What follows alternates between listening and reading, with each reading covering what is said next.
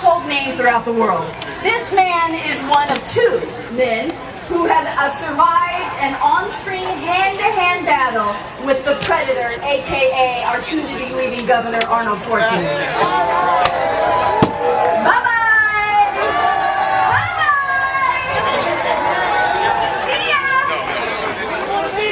Yeah, well, in April of this year, he marched with and was arrested with those working to protect exploited workers at Sodexo.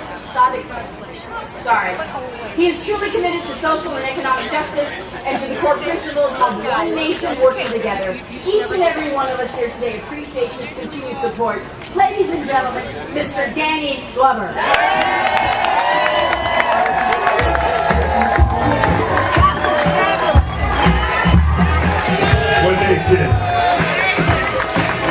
Before I say one word, I have to introduce my comrade, my brother.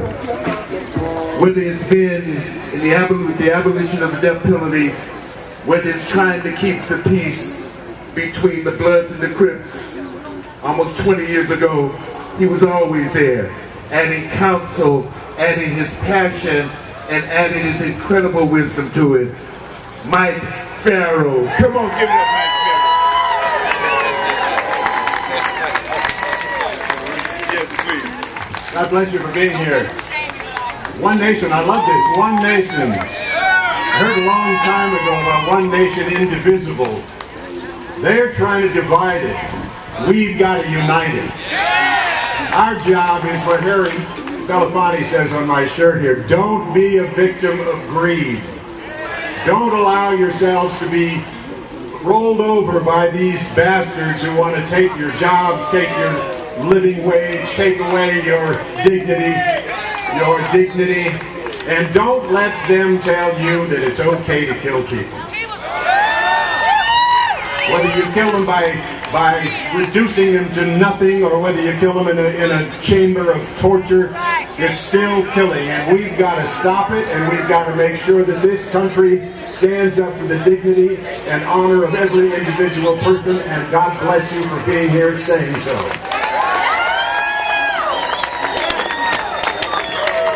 Mike Farrell. And I want to thank Anna Marie as well as Valerie and Mike. They've been in our union, Screen Actors Guild Union. They've been the ones who they've been vigilant against the corporate takeover of that union as well. They've been the ones who stood up and who argued, who pointed, who told the truth, who spoke truth to power, as there have been enormous attempts to try to undermine the power of actors. We often think that actors are immune to this, but we represent only a small group that has the privilege of being able to work, the privilege of being able to tell stories. I'm here today because I see so many of my brothers and sisters out here, men and women who would march together, whether they're healthcare workers, whether they're hotel workers, men and women who put their ideas and their ideals on the line, who believed that they were empowered to be responsible for themselves and the architect of their own rescue. That's who we are. We are the architects of this rescue. We've had an economy that's failed us. We've had a foreign policy that's failed us. We've had a political system that has failed us. It has failed us. It's been paid for and bought out by the highest bidder. We have to be the architects of the rescue of this system. We have to be our own architects to rescue this. There's not great disappointment, as Dr. King said, without great love. And there's been great disappointment, but there is great love. We stand here as working people, as men and women of this nation who love this country, who want to be a force in making this country what it can be. That's what the One Nation of Workers United means, of making this. Immigrant workers, workers who've come here and not only toiled here, but also send their remittances back home. That's what this nation is about. Men and women who build this nation. We're here to rescue it. We're here to become the architects. And when we come to the architects, we have to draw up the plan. And what is the plan? We have to continue to mobilize. Now we thought 2 years ago, just 2 years almost to the day, that we had a chance, an opportunity to change this situation. We brought about seeing change, about visualizing change. Dr. King always talked about the dream. And he talked about the dream from the vantage point is that we could dream it, if we could think it, then we can make it happen. We can use our energy to make it happen. But we were failed. We saw that Wall Street was still more important than Main Street. We saw that a foreign policy that had been devastating to the people around the world, whether it was Afghanistan or whether it was Iraq, wherever it was a foreign policy. We saw that foreign policy was continued. We saw workers laid off and laid off and laid off. And yet we know that when real changes come, that it's been the force, our force, to say that we're going to change this situation no matter what. It's been our force as workers, as citizens of this country, in saying that we're going to make you change. We didn't let you to go in there and talk about climate change as if it didn't mean anything. It means something to every one of us. It means something to people around it. We didn't go in and tell you that. We didn't go in to tell you to set up the minimal amount of response to this devastating crisis right here. We didn't try to vote for you to do that. So we have to get out in the streets again. And if that means marching and meeting, demanding more, that's what we have to do. We're here to do that. I had the opportunity this year to be with workers, women primarily, in Cleveland, in Brooklyn, Ohio. My immigrant workers, most of them legal immigrant workers, who had come here to find a better life. They had come from Eastern Europe, they had come from Latin America, they had come from other places. They came here. So the manufacturer, a very prosperous manufacturer, Hugo Boss, decided that it wanted to close down that factory because it felt that it could ship those jobs, export those jobs overseas. And in exporting those jobs overseas, they could realize a higher margin of profit.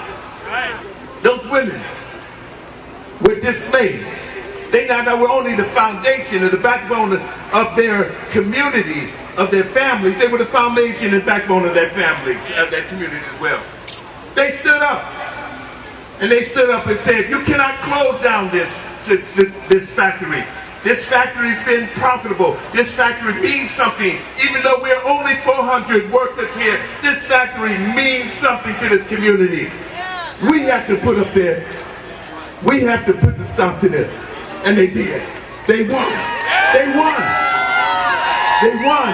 Because despite all their fears, despite all their reservations, besides the fact that they had not seen victories around them, their wages $12 an hour, their wages stagnated in a stagnated economy, and yet they won. That's a signal for it, that we can win. But it means sticking together. It means coming together and marching together. It means breathing the same kind of air. It means creating an air. It means using our imagination in so many ways. We are at this dangerous moment.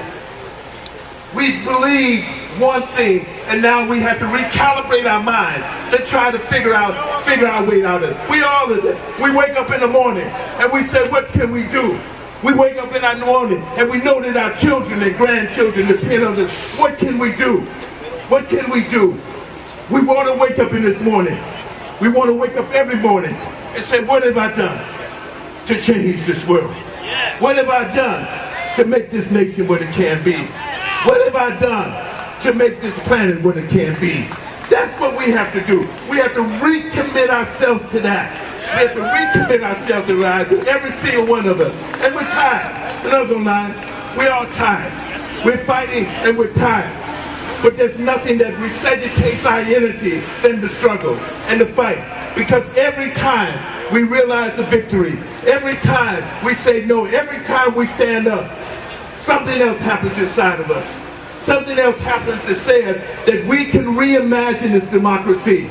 Yes, it has to be a democracy. Yes, it has to change the nature of the relationships in which people organize, in which people treat themselves. Yes, it has to be that. But it lies within our consciousness. It lies within our minds to make it happen. And it will happen. It can only happen in there. For every species, we look at this world and we see where species annihilation is happening before our very eyes. That animals and plants that we once saw are no longer there. We cannot be a part of that species annihilation. We have to save that. And in doing that, we have to be active. We have to find our voice again. We have to re-energize our voice and re-energize the movement. Whether we take it from the movements of the past, whether it's the women's rights movement, the civil rights movement, whether it's the rights of men and women to decide who their sexual partners are.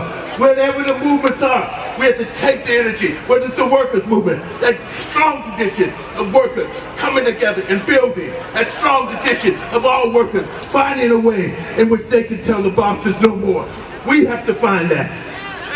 The bosses have left us. They moved to Saipan. They moved to other places. They moved to China. They took the jobs that were our jobs. They took those great jobs that paid people decent wages and living wages. They moved it. But